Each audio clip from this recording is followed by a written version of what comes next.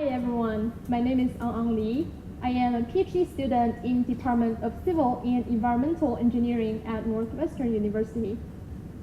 Basically, I study how river functions. One of the most challenging problems we are facing in recent decades is climate change. Wouldn't that be great if we can better predict the amount of carbon emission in the future so that we can better prepare for climate change? To help solve this puzzle, I asked the question, how can a river affect the CO2 emission in the Arctic? Well, we probably still remember the bitter cold this past winter, and we are also experiencing the anomalously cold weather today. Well, that's how we feel about climate change in our region. So what happens in the Arctic is that the temperature has been rising very rapidly ever since the 19th century. Did you also note that Arctic soil also stores twice the amount of carbon found in current atmosphere? So, melting of Arctic soil due to the rapid warming quickly becomes a climate concern. In order to better predict the amount of carbon emission in the Arctic, we need to know first what's the primary contributor to CO2 emission in that region. It turns out that the most important factor to CO2 emission in the Arctic is a natural process called photo-mineralization, which stands for the transformation of dissolved organic carbon to carbon dioxide due to sunlight exposure. Well, alcohol is an example of dissolved organic carbon.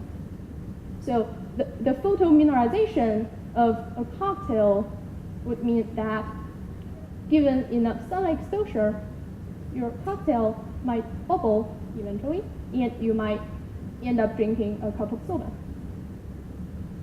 So what happens in the Arctic is very similar.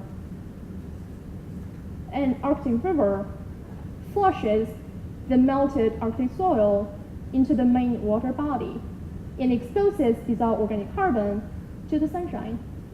So photomineralization occurs and CO2 is generated. This process alone accounts for up to 80% of all CO2 emissions in the Arctic. Now we see that photomineralization is a major contributor to CO2 emission in the Arctic region. Are we good to go ahead and do the predictions about future emission scenarios? The answer is no. Photomineralization is only part of the story. A very important part is the water flow downstream. So as the dissolved organic carbon travels downstream, its susceptibility to photomineralization is modified by the water flow. In other words, the carbon dioxide can be formed, even though carbon dioxide can be formed essentially everywhere along the river, it is formed at different intensities depending on the locations.